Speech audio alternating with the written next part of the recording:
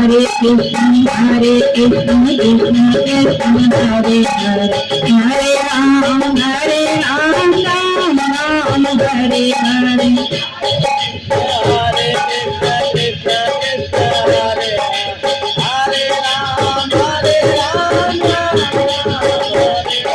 Hare Krishna, Hare Krishna, Krishna Krishna, Hare Hare, Hare Ram, Ram Ram, Hare Hare.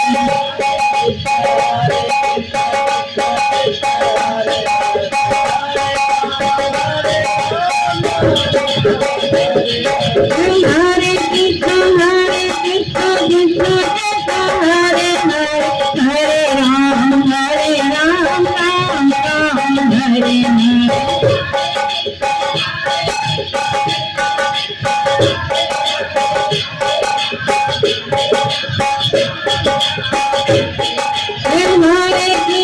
Hare Krishna, Hare Krishna, Krishna Krishna, Hare Hare, Hare Ram, Ram Ram, Hare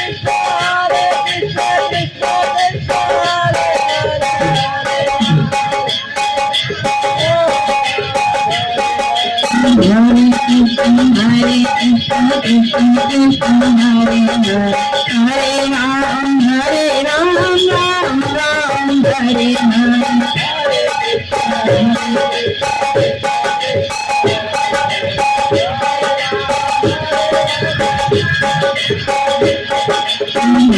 Krishna, Hare Krishna, Krishna Krishna, Hare Hare, Hare Ram, Ram Hare Krishna, Hare Krishna, Krishna Krishna, Hare Hare, Hare Ram, Hare Ram, Ram Hare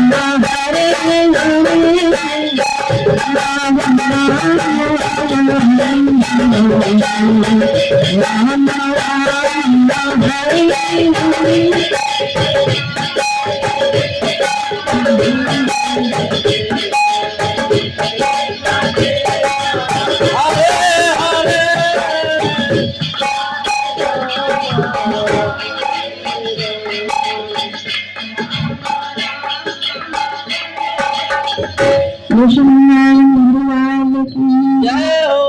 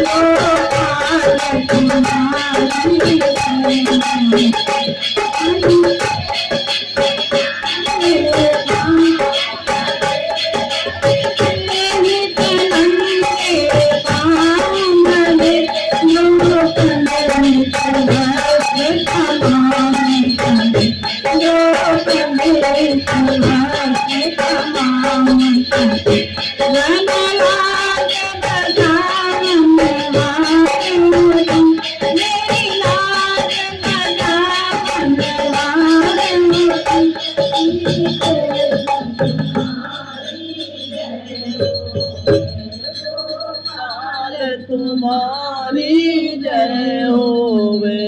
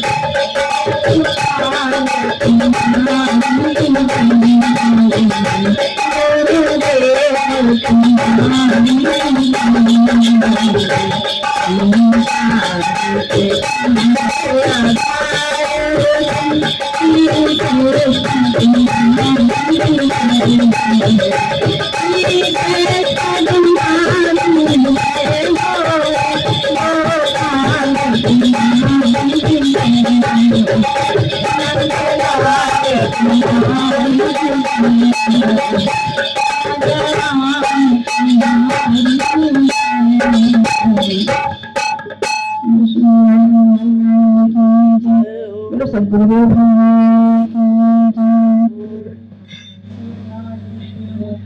जय हो। जय हो। अनंत अनंत कोटि रसिक जनन की जय। अनंत अनंत कोटि वैष्णव भक्त वृंद की जय। श्री कृष्ण चैतन्य प्रभु नित्यानंद श्री अद्वैत गदाधर श्रीवासादि गौर भक्त वृंद की जय। वंदे हम श्री गुरु श्री उत्पद कमलम श्री गुरून् वैष्णवांश्च श्री रूपम साग्र जातम सहगण रघुनाथान्वितं तं सजीवं साद्वैतं सावधूतं परिजन सहितं श्री कृष्ण चैतन्य देवं श्री राधा कृष्ण पादान सहगण ललिता श्री विशाखान्वितांश्च भक्त भक्ति भगवंत गुरु चतुर्नाम वपु एक इनके पद वंदन किए नाशय विघ्न अनेक। श्री रूप सनातन भट्ट रघुनाथ श्री जीव गोपाल भट्ट दास रघुनाथ ए छह गोसाई करि चरण वंदन जहाँ हईते विघ्न नाश अभीष्ट पूरन ए छह गोसाई करि वृंदावन प्रकाश राधा कृष्ण नित्य लीला निकुंज विलास।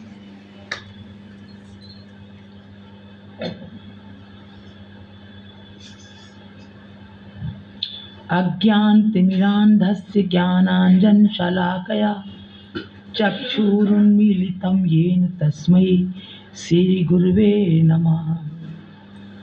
वाञ्छाकल्पतरुभ्यश्च कृपा सिन्धुभ्येव च पतितानां पावनेभ्यो वैष्णवेभ्यो नमो नमः।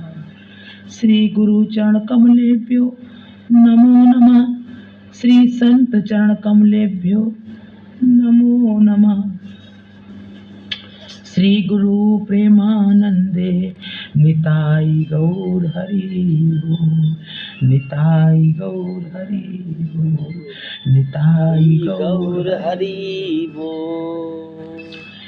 हे कृष्ण करुणा सिंधु दीन बंधु जगतपते गोपेश गोपिका कांत राधा कांत नमोस्तुते। तप्त कांचन गौरांगी राधे वृंदावनेश्वरी वृषभानुसुते देवी त्वं नमामि हरि प्रिय। श्री वृंदावन बिहारी लाल की जय हो। समस्त व्यस्त अव्यक्त सभी गुरु वर्ग समस्त संत जन समस्त वैष्णव जन के चरणों में हमारा वंदन। समस्त सभी भक्तों के चरणों में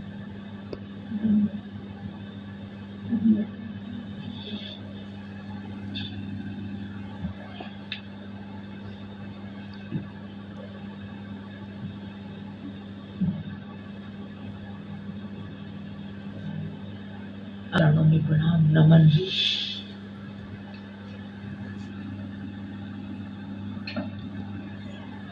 भज निताई गौर राधे श्याम जप हरे कृष्ण हरे राम।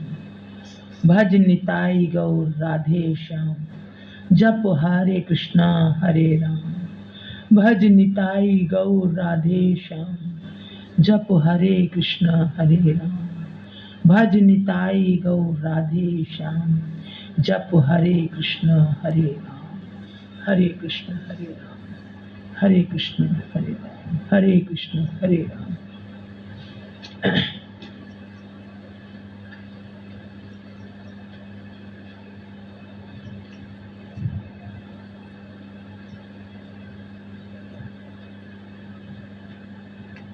अनंत कोटि गुरुजनों की कृपा से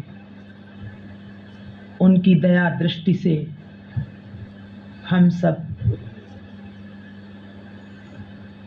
थोड़ा सा इन रस ग्रंथों का अवलोकन कर पाते हैं, बड़ी कृपा दृष्टि होती है। हम जैसे अज्ञ जीव क्या कर सकते हैं? ये कृपा दृष्टि होती है, तब ये जिह्वा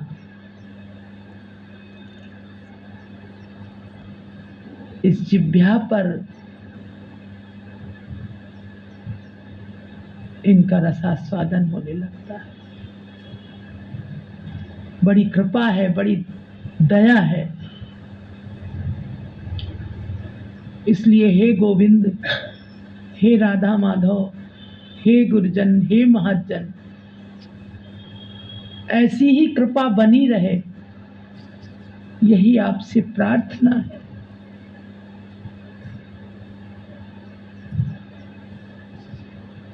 बोलो बड़े बाबा की जय हो, श्री जगन्नाथ धाम की जय हो, संत समाज की जय हो, आज के आनंद की जय हो, सखी सहचरी मंडल की जय हो, राधा राशेश्वरी की जय हो, बाल कृष्ण भगवान की जय हो, गोवर्धन धाम की जय हो, अनंत अनंत कोटि वैष्णव भक्त वृंद की जय हो।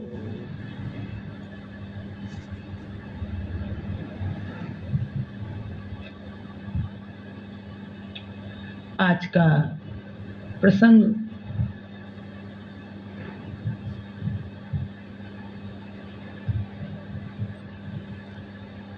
कहाँ था मनसुख जी दीदी?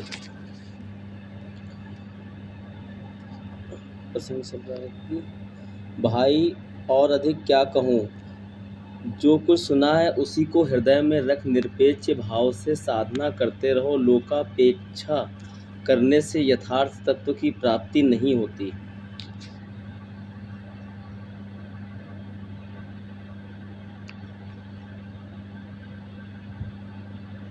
नित्यानंद प्रभु उसके हृदय में वास करते हैं और वो राधा कृष्ण प्रेम की भावना का निरंतर प्रेमाश्रु बहाता रहता है।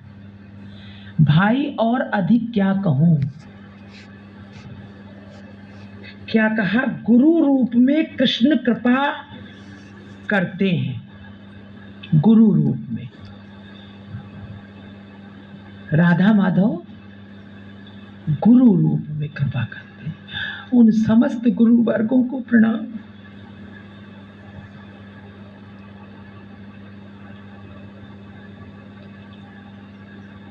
हम सब पर इस प्रकार कृपा होती है। भगवान कृष्ण की कृपा कैसे होती है? गुरु के रूप में। कह रहे गुरु रूप में कृष्ण कृपा करते हैं। ये अंतिम तत्व है, ये अंतिम तत्व है। इस तत्वों को जानकर वेद विधि की भी परवाह न करना, ये तत्व जानकर वेद विधि की। वेदों में बहुत प्रकार से भक्ति के मार्ग बताए हैं, योग मार्ग, ज्ञान मार्ग, बहुत सारे बताए, बहुत सारे भाव हैं, बहुत कुछ है। तो कह रहे हैं कि इस तत्व को जानकर वेद विधि की भी परवाह न करना, भक्तों की चरण धूल, उनका चरणोदक और उनकी जूठन। भक्तों की चरण धूल, उनका चरणोदक और उनकी जूठन ही साधन का बल है। दीन से भी दीन होकर जो नाम संकीर्तन करता है, दीन से भी दीन होकर जो नाम संकीर्तन करता है, उसे शीघ्र कृष्ण प्रेम धन प्राप्ति होती है। उसे शीघ्र ही कृष्ण प्रेम धन की, ये कृष्ण प्रेम धन है। कृष्ण का प्रेम यही धन है। जो ये नहीं जानता और कृष्ण भक्ति करता है, उसे कृष्ण कृपा होना तो दूर रहा, उसकी गति भी नहीं होती। इसका याजन करने से अनर्थ का नाश होता है और जीव पाप मुक्त हो नित्य धाम वृंदावन को प्राप्त करता है। नित्यानंद प्रभु उसके हृदय में वास करते हैं और वो राधा कृष्ण प्रेम की भावना कर निरंतर प्रेमाश्रु बहाता रहता है, बहाता रहता है, बहाता रहता है। अभी ये बहाता रहता से ध्यान आया, भाई साहब ने एक बार बताया था, बड़े प्रफुल्लित रहते हैं, कहते हमको भगवान ने एक बार दर्शन दिया और कहने लगे देखो मेरी कृपा तुम पर हो गई। कहने लगे हो गई? कहने लगे हाँ हो गई। और कहने लगे जिस पर मेरी कृपा हो जाती है उसका कल्याण होता रहता है, होता रहता है, होता रहता है, होता रहता है, होता रहता है।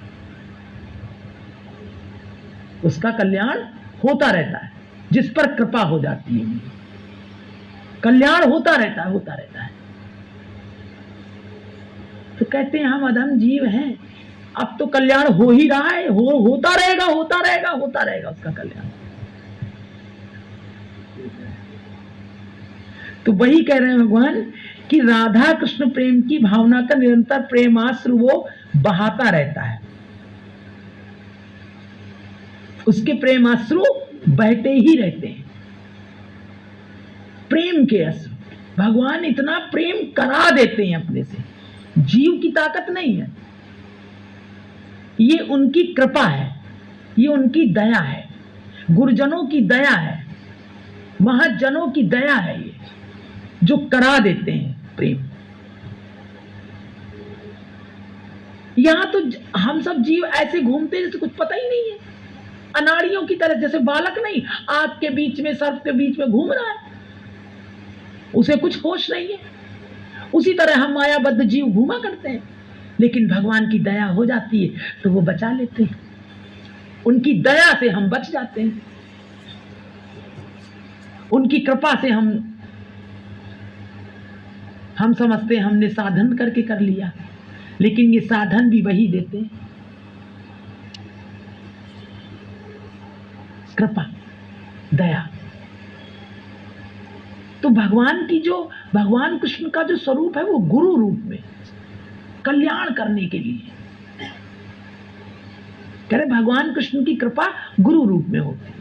अब सोचो वो गुरु कितने महज्जन, कितने दयालु हैं, कितने कृपालु हैं जीव के ऊपर, कि उनके कोई अपराध वो क्षमा ही करते रहते हैं।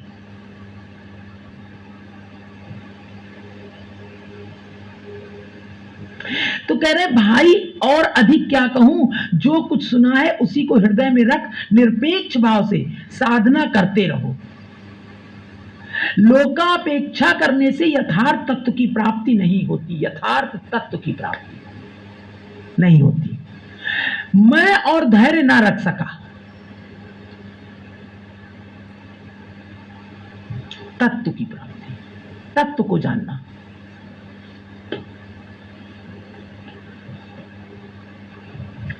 कल बाबा ने तत्व की बात करी है, तत्व से क्या है।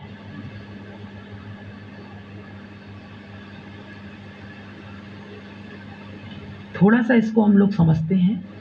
भक्ति राज्य में दो वस्तु हैं, एक है तत्व और दूसरा है लीला। दो वस्तु हैं भक्ति राज्य में, एक तत्व है और दूसरा लीला। पहला तत्व माने सिद्धांत को जानना, जीव कौन है, जीवात्मा कौन है, जीवात्मा का क्या स्वरूप है, इस संसार का क्या स्वरूप है, भगवान का क्या स्वरूप है, बंधन और दुख का कारण क्या है, और कैसे इस बंधन और दुख के मिथ्या प्रपंच के ऊपर उठकर भगवान के चरण कमलों की प्राप्ति की जा सकती है। इस सिद्धांत को समझ लेना, साधन को ये समझ लेना, ये तत्व को जानना है। माया क्या है, जीव क्या है, ब्रह्म क्या है, ये प्रपंच क्या है, ये जगत क्या है, इसको जान लेना। इस सिद्धांत को समझ लेना, साधन को समझ लेना, ये तत्व को जानना, ये तत्व जिसमें अपना स्वरूप, भगवान का स्वरूप, हमारा भगवान के साथ क्या संबंध है, इन सब बातों को जानना तत्व का जानना है,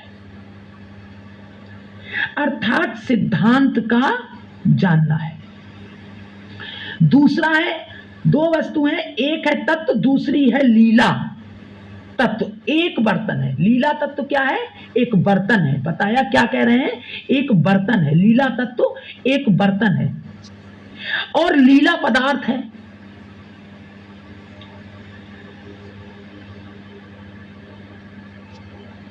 एक तत्व, दूसरी है लीला। तत्व एक बर्तन है और लीला पदार्थ है। तत्व क्या है, एक बर्तन है और लीला पदार्थ है, अमृत है। जैसे किसी को दूध पीना हो तो हाथों में लेकर दूध पान नहीं हो सकता, उसके लिए एक बर्तन चाहिए। कह रहे हैं उसके लिए एक बर्तन चाहिए।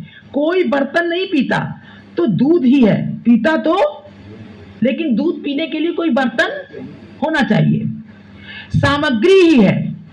लेकिन उस पात्र के बिना उस सामग्री को ठीक से ग्रहण करना संभव नहीं है। उस सामग्री को अगर बर्तन नहीं है तो कैसे ग्रहण कर पाएंगे आप? बर्तन कितना बड़ा होगा उसमें उतनी ही अधिक सामग्री आएगी।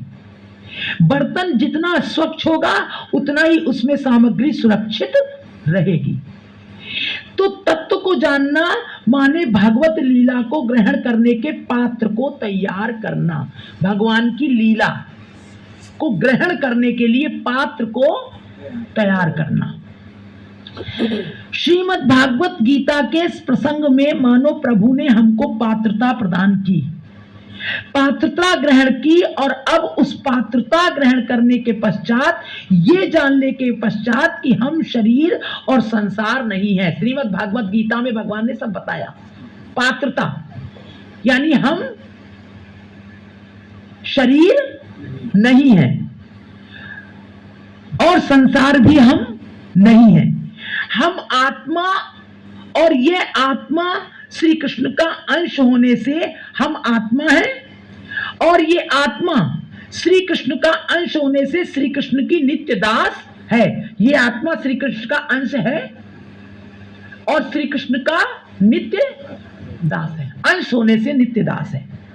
और इस जीवात्मा को यह शरीर साधन करने के लिए मिला है। ये किस लिए मिला है? साधन करने के लिए मिला है।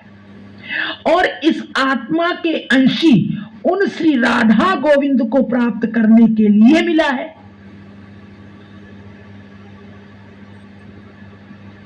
इस आत्मा के जो अंशी हैं राधा गोविंद, और उन्हीं का अंश है ये, उसको प्राप्त करने के लिए ये मिला है। इस चर्चा को हम लोग पहले श्रवण कर चुके हैं, बहुत ये सब जान चुके हैं हम लोग। फिर अब जिस ग्रंथ का आश्रय लेने के लिए समुपस्थित हैं, ये सिद्धांत ग्रंथ नहीं है। सिद्धांत की चर्चा तो बीच बीच में होती रहेगी, होती है बीच बीच में। जब भी कोई रसलीला ग्रंथ होता है उसमें भी सिद्धांत की लीला होती है बीच बीच में। लेकिन ये ग्रंथ लीला ग्रंथ है। अब ये लीला चल रही है ना, पात्रता तैयार हो गई, पात्र तैयार हो गया, लेकिन पात्र को तैयार कोई किस लिए करता है? जैसे भैया ने कहा कल कि ये रंगमंच तैयार है, तो पात्र तो तैयार है, लेकिन पात्र को किस लिए तैयार करता है? हम घर में बर्तनों को किस लिए मांजते हैं? कह रहे बर्तन बस रखे हुए चमचमाते रहे इसलिए नहीं। बर्तन को बहुत साफ किया जाए, चाहे वो चांदी का हो या सोने का हो। बर्तन हो और उसका उपयोग ना हो तो बर्तन का क्या लाभ हुआ? अगर चांदी का हो, सोने जैसा भी हो, और खुद चमचमा के रख दिया जाए तो क्या लाभ होगा? उसका खाली रखा रहे। तो ऐसे तत्व को जान लेना, सिद्धांत को समझ लेना, अपने बर्तन को तैयार कर लेना है। अपने पात्रता को बढ़ा लेना है, और जब पात्रता प्राप्त हो जाए, बर्तन तैयार हो जाए, तो बर्तन जिस चीज के लिए तैयार किया गया उस दिव्य अमूल्य पदार्थों को ग्रहण करना है।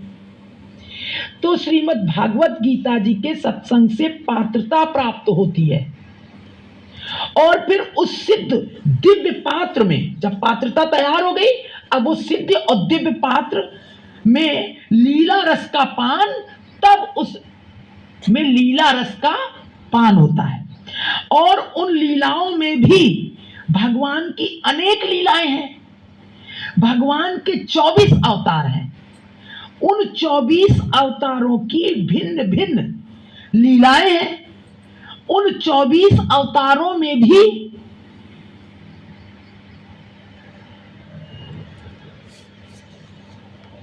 स्वयं भगवान श्री कृष्ण की लीला सर्वसार है। जो 24 अवतार है ना, बहुत सारे 24 अवतार हैं, उनमें जो भगवान कृष्ण की लीलाएं हैं वो सर्वसार हैं, सर्वश्रेष्ठ माधुर्य भाव से परिपूर्ण है।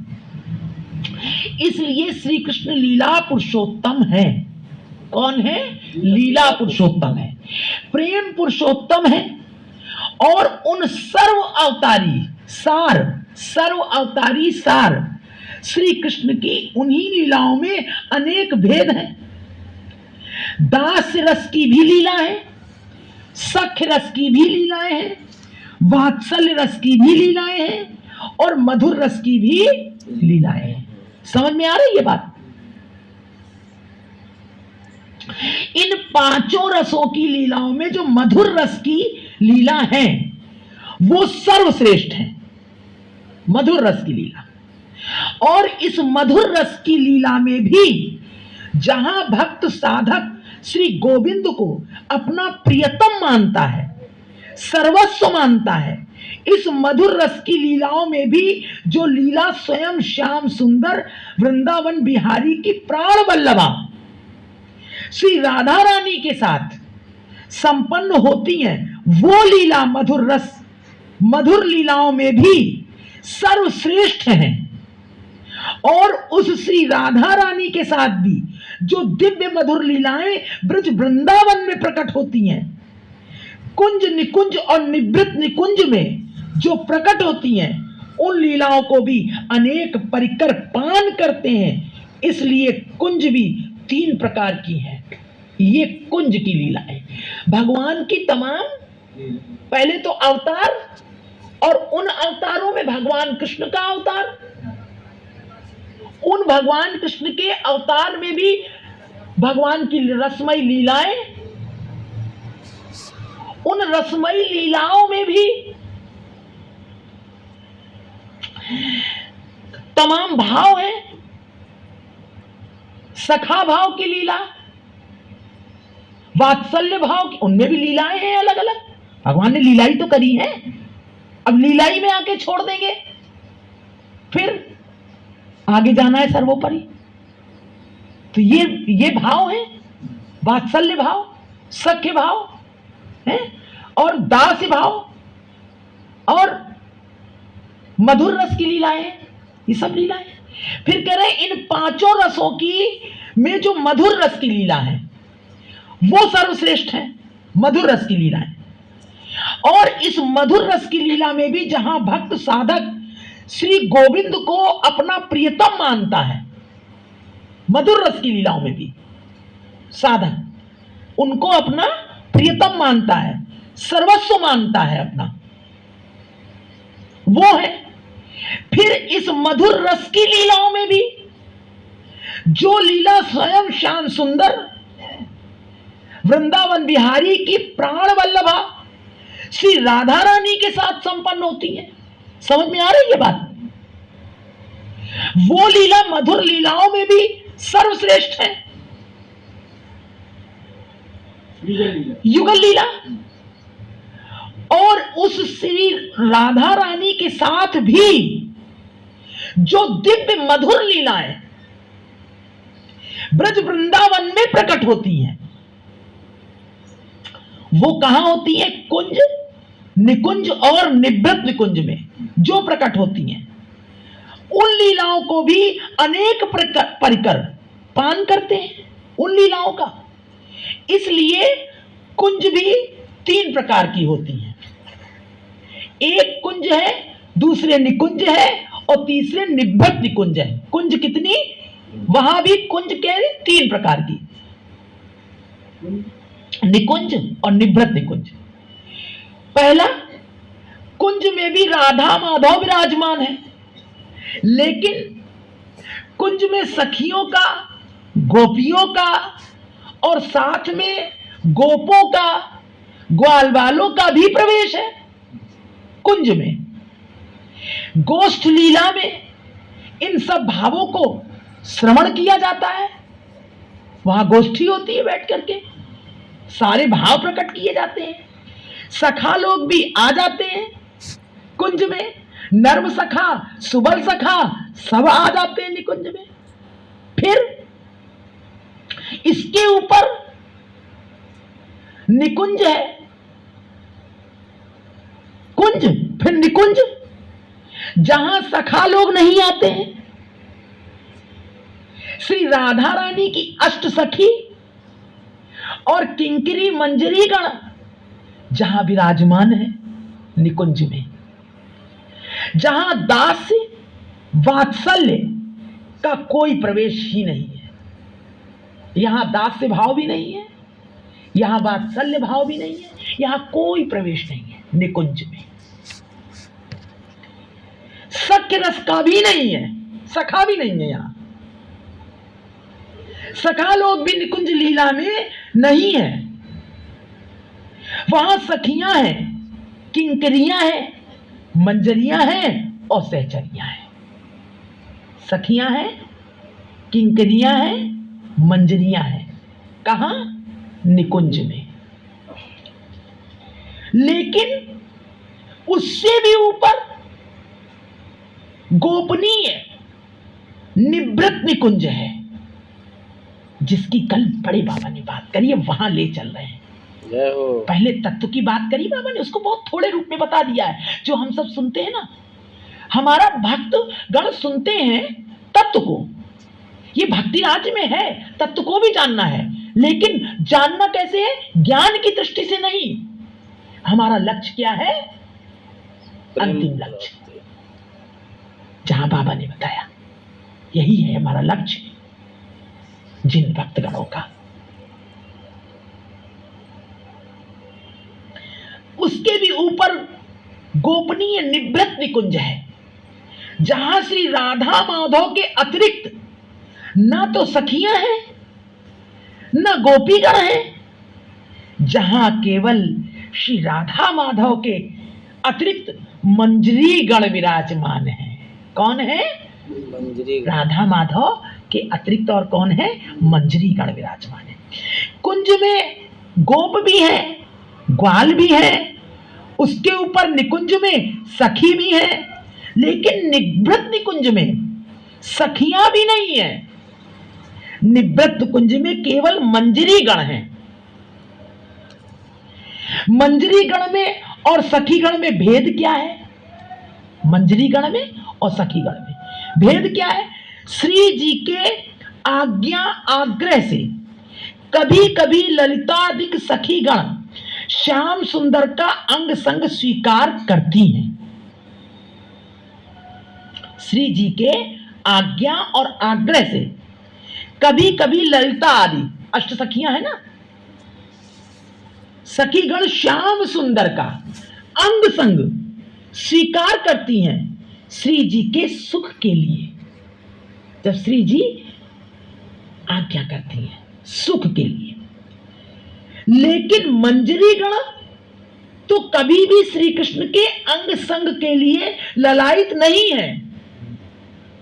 मंजरी गण के हृदय में तो केवल श्यामा श्याम को ही मिलाने का भाव है, और श्यामा श्याम की उस अति अति आह्लादकारी वो दिव्य उज्जवल रसमय लीलाओं के दर्शन का भाव है मंजरी गण। और उस अति निगूढ़ विलासमय लीला के समय में सेवा समर्पित करने का भाव, वो सेवा समर्पित करती हैं। कल भैया जैसे कह रहे थे ना कि कितना बड़ा होता चला जा रहा है, कितना बड़ा होता चला जा रहा है गोपी जन बल्लभ, ये सब एक बार राधा रानी आज्ञा करी, बहुत प्रसन्न हो गई हाँ। मंजरी पर, बहुत प्रसन्न हो। मैं इसको क्या न दे दूं, कौन सी मेरे पास सर्वोत्तम वस्तु जो मैं इसको दे दूं, इतना प्रसन्न हो गई आप प्राणेश्वरी। मैं तब आज्ञा करी कि जाओ जो अपनी सर्वोत्तम वस्तु कृष्ण है वो मैं तुमको प्रदान करती हूँ।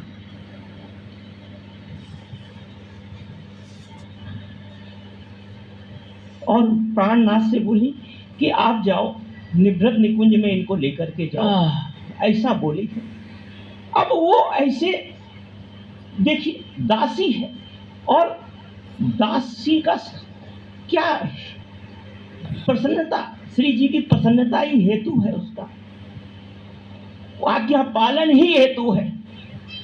अब वो क्या करे, मन में तो उनके चरण बसे हुए हैं, उनकी सेवा बसी हुई है।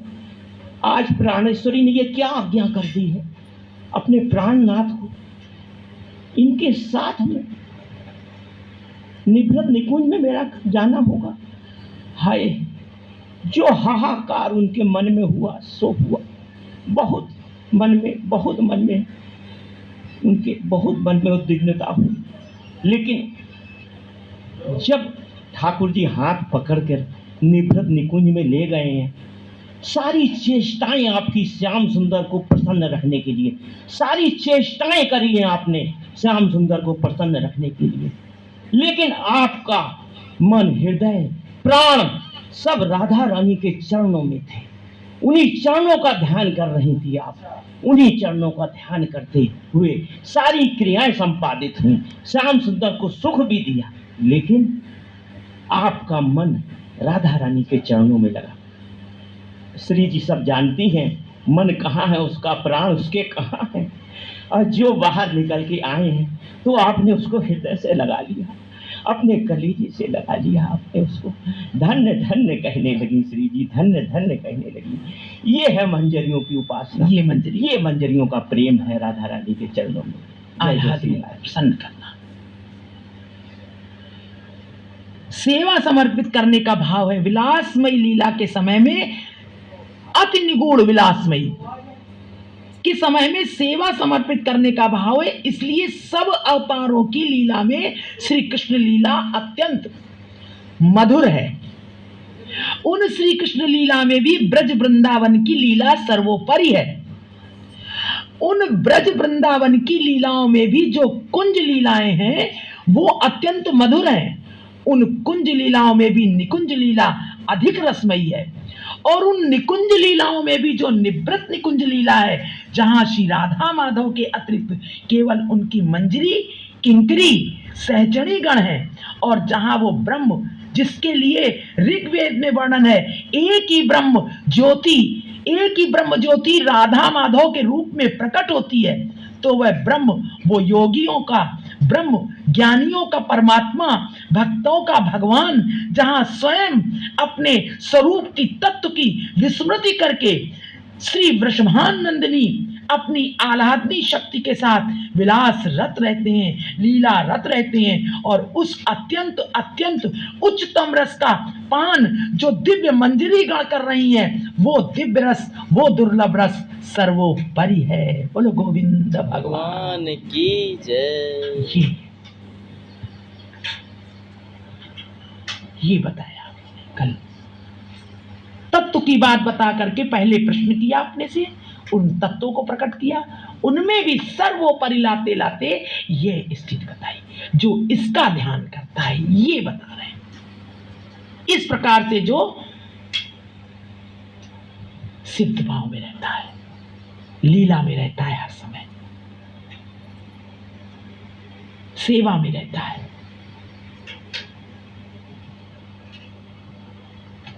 मंजरी भाव में, वो राधा कृष्ण प्रेम की भावना का निरंतर प्रेम आश्रु बहाता रहता है। भाई और अधिक क्या कहूं, जो कुछ सुना है उसी को हृदय में रख, निरपेक्ष भाव से साधना करते रहो। लोकोपेक्षा करने से यथार्थ तत्व की प्राप्ति नहीं होती। मैं और धैर्य न रख सका, उनके पैरों में गिरकर रोते रोते बोला, प्रभु इस दास को और वंचित ना कीजिए, श्री चरणों में स्थान देकर सेवा करने दीजिए। उन्होंने कृपा पूर्वक मेरे मस्तक पर अपने श्री चरण रखकर कहा, भाई सेवा करने का अर्थ है सुख देना, सेवा करने का अर्थ है सुख देना, इसलिए तुम वही करो जिससे मुझे सुख मिले। आज देश भर में अनेक उपधर्मों के हो जाने से महाप्रभु का विशुद्ध मत, जो विशुद्ध मत था उनका, वो लुप्त प्राय हो गया है। तुम यदि एक भी जीव को सुमार्ग पर ला सको तो निश्चय समझो कि मुझे सेवा की अपेक्षा करोड़ गुना अधिक सुख मिल गया। बोलो निताई गौर हरि हरि बोल। ये मेरी सेवा है। श्री निताई चांद ने मुझ अधम को अपने वंश में जन्म दिया, पर मेरे द्वारा उनका आदेश पालन ना हो सका। तुम यदि मेरे होकर स्वयं प्रेम धर्म का आचरण कर जगत को शिक्षा दे सको और बिना किसी भेद विचार के श्री हरिनाम प्रेम वितरण कर, कोई भेद नहीं, बिना भेद के कोई विचार ना कर सको और श्री हरिनाम प्रेम वितरण कर जीवों का उद्धार कर सको, तो मैं ही नहीं परम दयाल निताई चांद भी तुमसे चिरकाल के लिए बंध जाएंगे। बोलो गोविंद भगवान की जय हो। राधा माधव की जय हो। निताई गौ हरि बोल। निताई गौ। हरि बोल। अगर जीवों की ये सेवा कर सको, प्रेम धन दे सको, नाम जीवों को वितरण कर सको,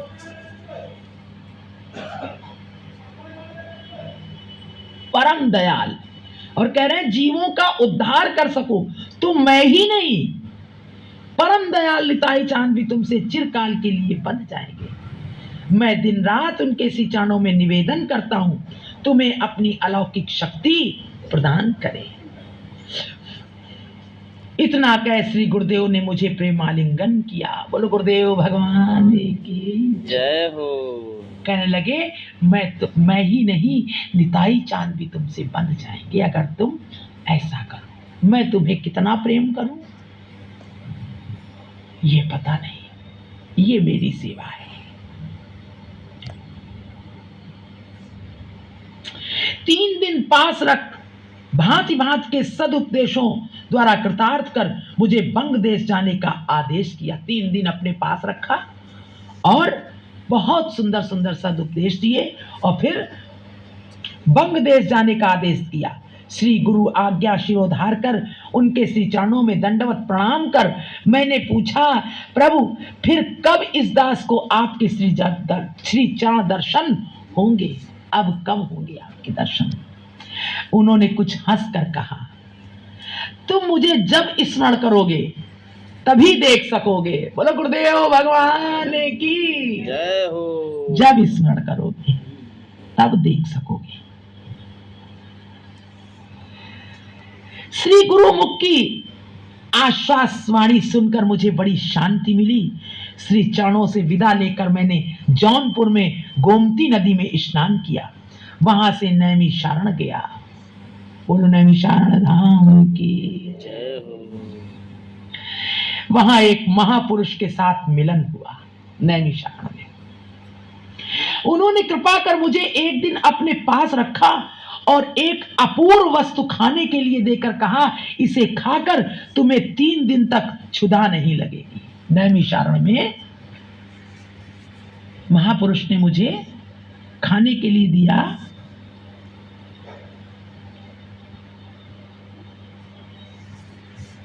कोई वस्तु खाने के लिए दी, कहा 3 दिन अपने पास रखा। कहा इसे खाकर तुम्हें 3 दिन तक क्षुधा नहीं लगेगी और अनाहार से शरीर भी दुर्बल नहीं होगा। जो आहार नहीं करोगे तो उससे भी शरीर दुर्बल नहीं होगा। सचमुच उस अपूर्व वस्तु को खाकर 3 दिन तक मुझे ऐसा लगता रहा कि अभी पेट भरकर भोजन किया हो, ऐसा लगा। नैमिषारण से मैं काशी आया। बोलो गुरुदेव भगवान की जय हो। 88,000 ऋषियों जय हो। गुरुदेव 3 जन्म का खिला देते हैं वस्तु।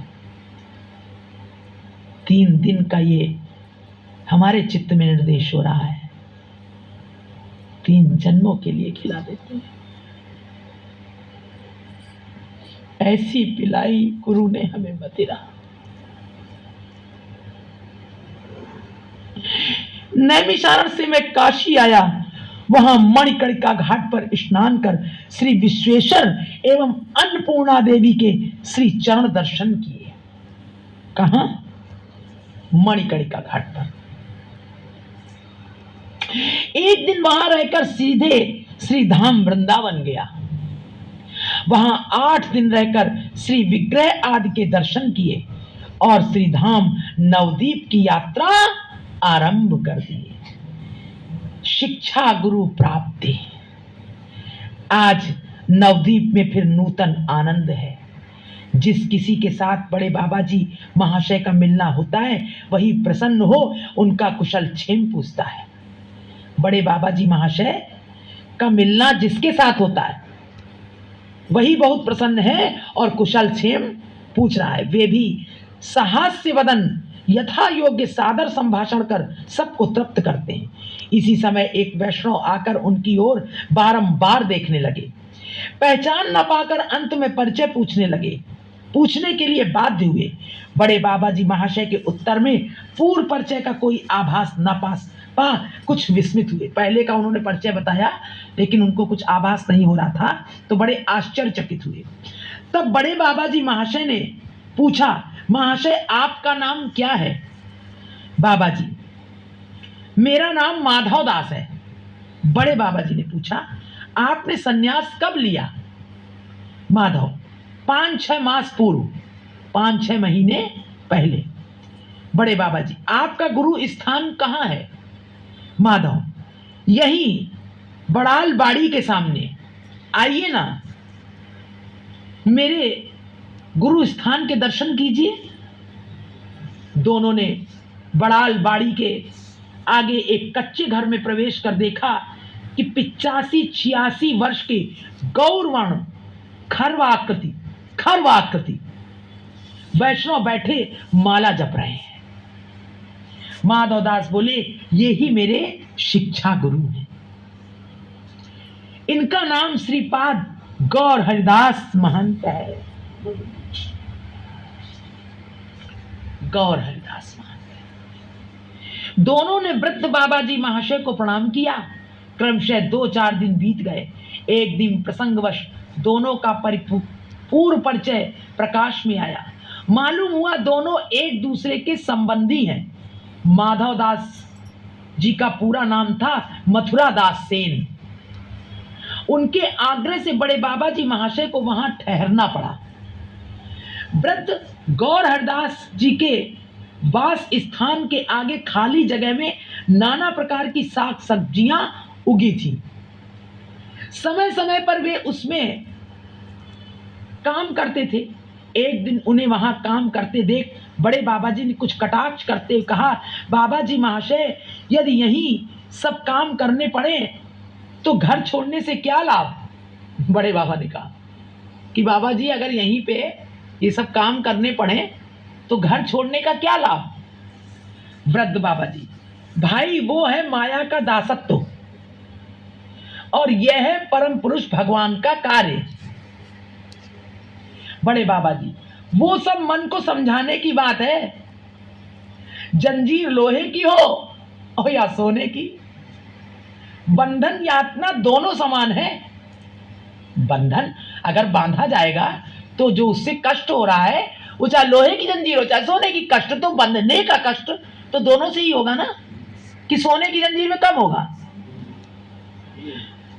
वृद्ध बाबा जी महाशय को कुछ मनोक्षोभ हुआ, मन में कुछ अच्छा नहीं लगा, क्षोभ हुआ, पर वे और कुछ ना कहे पूर्ववत कार्य करने लगे। बड़े बाबा जी ने भी वहां से प्रस्थान किया। कुछ दूर पहुंचे ही थे कि उनके हृदय में प्रकट तत्व का उदय हुआ। वे मन ही मन सोचने लगे, हाय मैंने अभिमानवश वृद्ध बाबा जी महाशय के प्रति अपराध किया। बड़े बाबा को ऐसा लगा, निंदा शून्य हो, नम्रता पूर्वक सभी को सम्मान देना, इस उपदेश का पालन कहां हुआ। जब ये उपदेश है कि निंदा शून्य होकर सबको आदर देना, लेकिन मेरा जो बाबा ने सोचा, मेरा जो ये वृत्ति अभी हुई, ये उस उपदेश का पालन कहां हुआ। मेरा निताई दास कहकर अपना परिचय देना ही भूल है कि मैं निताई का दास हूं, निताई दास हूं। ये जो मैंने परिचय दिया ये अच्छा नहीं है। मैं तो अब भी घोर अभिमानी हूं। इसी से पता चलता है मेरी इंद्रियां अभी भी प्रबल बनी हैं। फिर क्या लोक बुलावे के लिए ही मैंने घर छोड़ा है? छोड़ा ही कहां, सभी तो पूर्ववत है, अब क्या उपाय हो सकता है। अकस्मात स्मरण आया, भूमौ स्खलित पादानाम भूमिरेवावलंबनम त्वयि जाता पराधानाम त्वमेव शरणम प्रभु। वे आगे ना जा सके। वृद्ध बाबा जी महाशय के पास लौट आए और उनके चरण पकड़कर रोते हुए बोले, बाबा मैं आपकी अबोध संतान हूं। मैंने यथार्थ तत्व न समझकर अभिमानवश आपसे न जाने क्या क्या कह दिया। यथार्थ तत्व न समझ करके अभिमानवश मैंने न जाने आपसे क्या क्या कह दिया। मेरा अपराध क्षमा करना होगा। उन्होंने विनय वाक्य से वृद्ध बाबा जी महाशय को शांत अवश्य कर दिया, पर उनका मन संतुष्ट नहीं हुआ। फिर भी बाबा का मन संतुष्ट नहीं था। अंत में उन्होंने माधव दास से परामर्श कर वृद्ध बाबा जी से ही भेक यानी सन्यास लेना निश्चय किया कि अब इन्हीं से मैं सन्यास ले लूंगा। वृद्ध बाबा जी ने इस कार्य के लिए चैत्र संक्रांति स्थिर किया कि चैत्र की संक्रांति में यह कार्य करूंगा। आज मास की 24वीं तिथि है, 16 दिन और बाकी हैं। बड़े बाबा जी अपना सभी सामान इस अखाड़े में ले आए। 16वीं तारीख को प्रातःकाल नवदीप दादा आ पहुंचे। देखते ही दोनों एक दूसरे से लिपट कर रोते रोते व्याकुल हो गए। स्थिर होने पर बहुत दिनों का संचित दुख सुख एक दूसरे से कहने लगे। क्रमशः रास मोहन भी वहां आ पहुंचे। महामाया देवी सभी की ठीक ठीक परीक्षा लेती हैं। माया देवी रास मोहन अपनी मां के कुछ स्वर्ण अलंकार और 200 रुपए लाए थे। वे सब बाबा जी महाशय को देकर बोले, आपकी जो इच्छा हो कीजिए। वे विषम समस्या में पड़ गए। एक बार सोचा कि वैष्णव सेवा कर दी जाए, फिर मन में आया नहीं, माया की वस्तु से वैष्णव सेवा करने की आवश्यकता नहीं है। रास मोहन ने उत्तर दिया, श्री पाठ भरतपुर। बड़े बाबा जी महाशय दूसरे दिन प्रातः रास मोहन को साथ ले भरतपुर पहुंचे। वहां सब अलंकार रास मोहन की गुरु माता को पहना दिए और 200 रुपयों से ब्राह्मण वैष्णव और दीन दुखी लोगों को महाप्रसाद सेवन करा आप नवदीप लौट आए। निश्चित दिन से 3 दिन पूर्व पूछने पर वृद्ध बाबा जी महाशय ने भेंट के लिए आवश्यक सामग्री गिना दी। प्रभु की अपार करुणा, किसी से कुछ कहना न पड़ा। स्वयं ही लोग एक एक सामग्री लाने लगे। सभी के मन में एक अभिनव आनंद की तरंग उठ रही थी। बिना किसी परिश्रम के वैष्णव सेवा की सभी वस्तुएं संग्रहित हो गईं। भेंट के दिन प्रातः वैष्णव पुजारी लोग रसोई का प्रबंध करने लगे। 1:30 प्रहर के समय बड़े बाबा जी महाशय ने वृद्ध बाबा जी महाशय से कहा, बाबा मैंने कुछ दिन पूर्व स्वप्न में एक मंत्र प्राप्त किया था। यदि उचित समझे तो वही मंत्र मुझे दे दें। उन्होंने स्वप्न लब्ध मंत्र वृद्ध बाबा जी को सुनाया। स्वप्न लब्ध, स्वप्न में जो प्राप्त हुआ था वो मंत्र वृद्ध बाबा को सुनाया। उन्होंने आनंद पूर्वक वही मंत्र उनके कानों में कह दिया और डोर कॉपी देकर भिक्षा करने का आदेश दिया।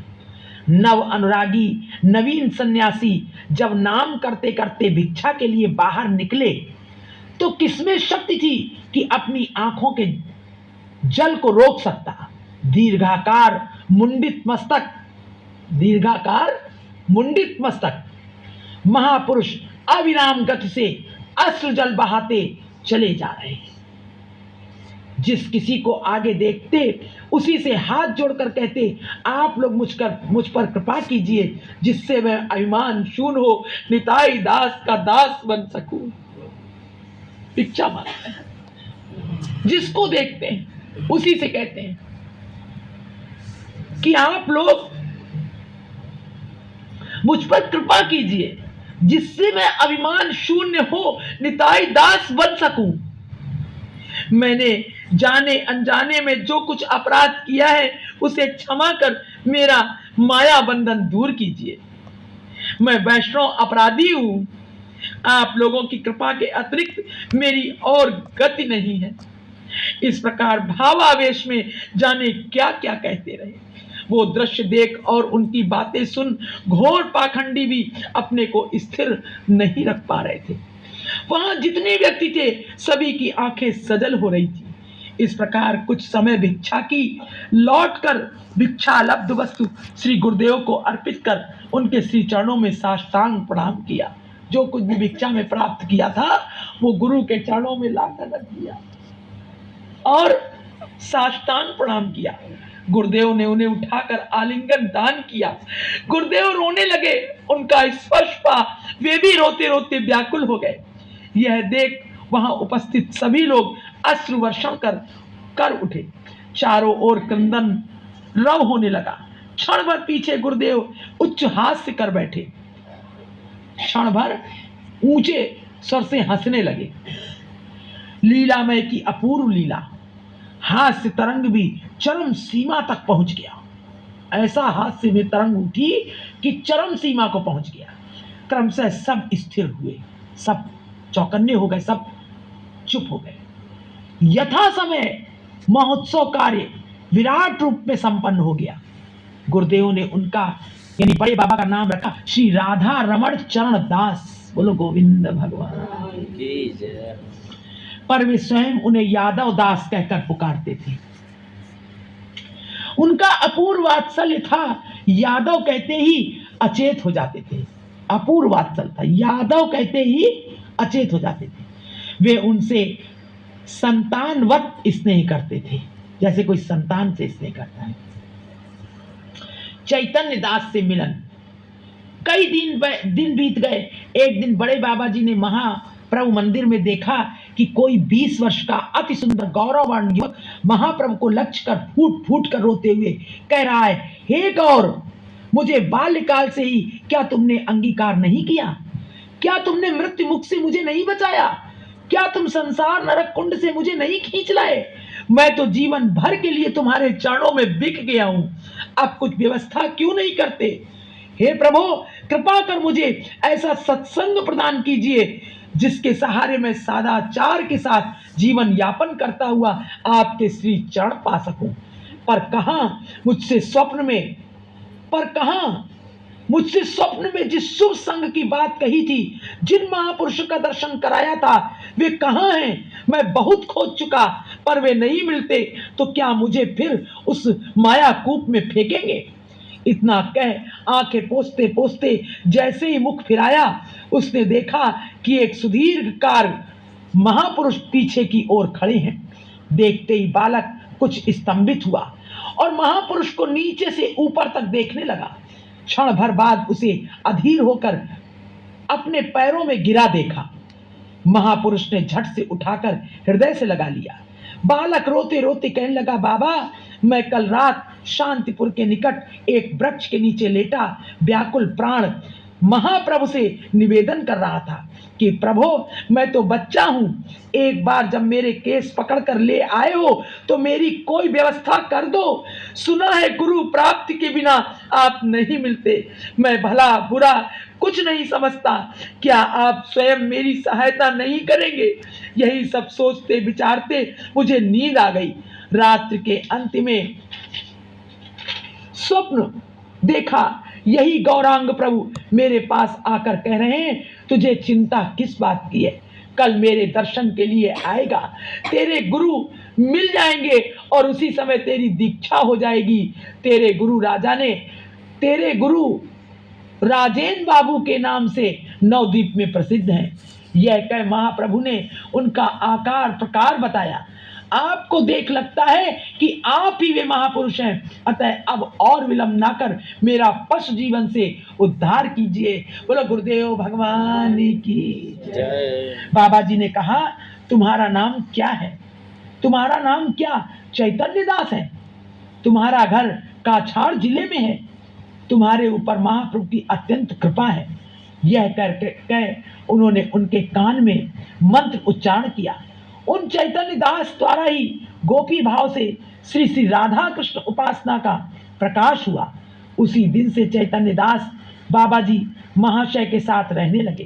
क्रमशः राधा, विनोद दास, किशोरी, गोपाल दास आदि भी आकर इनके साथ रहने लगे। कुत्तों का महोत्सव। बोलो गोविंद भगवान की जय। आज का प्रसंग यहीं समाप्त करते हैं। जय हो कल कृपा। बाबा ने कुत्तों का महोत्सव किया। सखी भाव की उपासना जो है चैतन्य दास बाबा जी महाराज ने से ही जो है प्रारंभ की। हरे कृष्ण।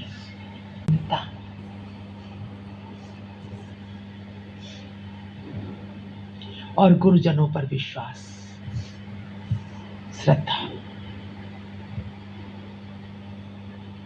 बस ईमानदारी, हृदय की ईमानदारी। कोई कुछ नहीं करना है, आपको अपनी ईमानदारी है। बस वो अंतर्यामी है, वो सब जानते हैं, गुरु वर्ग सब जानते हैं। बोलो वृंदावन बिहारी निताई गौर हरि बोल। निताई गौर हरि बोल। निताई गौर हरि बोल। जय राधे जय राधे राधे, जय राधे जय श्री राधे, जय कृष्णा जय कृष्णा जय श्री कृष्णा, श्यामा गौरी नित्य किशोरी, प्रियतम जोरी श्री राधे।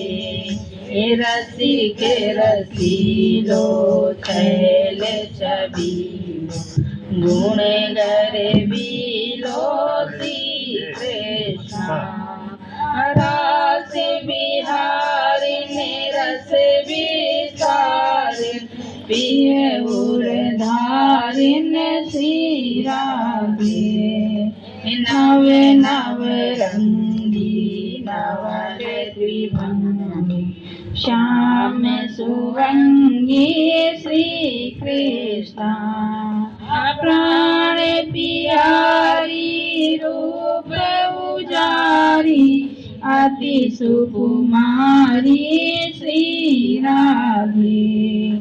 मैन मनोहर महामोद कर, सुंदर वरदर श्री कृष्णा।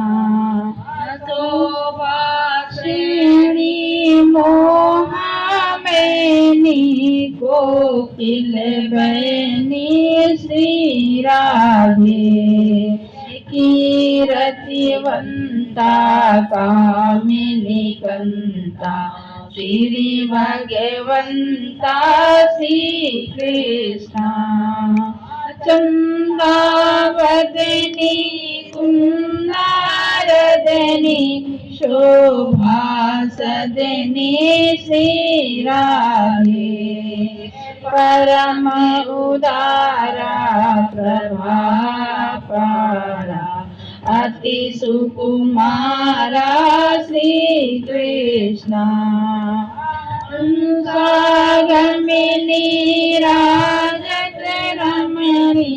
हीरा कमिनी श्री राधे रूप रसाला नयन विशाला परम कृपाला श्री कृष्ण कंचन बेली रति रस बेली अति अस बेली श्री राधे सब सुख सागर सब गुण आगर रूप उजागर श्री कृष्ण रंगणी रम्या कबूतर कम्या गुण आगम्या श्री राधे धाम निवासी प्रभा प्रकाशी सहज सुहासी श्री कृष्ण साक्य राधिनी अति प्रियवादिन मोरे उन मादिन श्री राधे अंग अंग टोना सरस सलोना सुभाग्य सुटाना श्री कृष्ण राधा नामिनी गुण अभिरामिनी हरि प्रिय स्वामिनी श्री राधे हरे हरे हरि हरे हरे हरे हरे हरि श्री कृष्ण जय राधे राधे जय राधे जय श्री राधे जय कृष्णा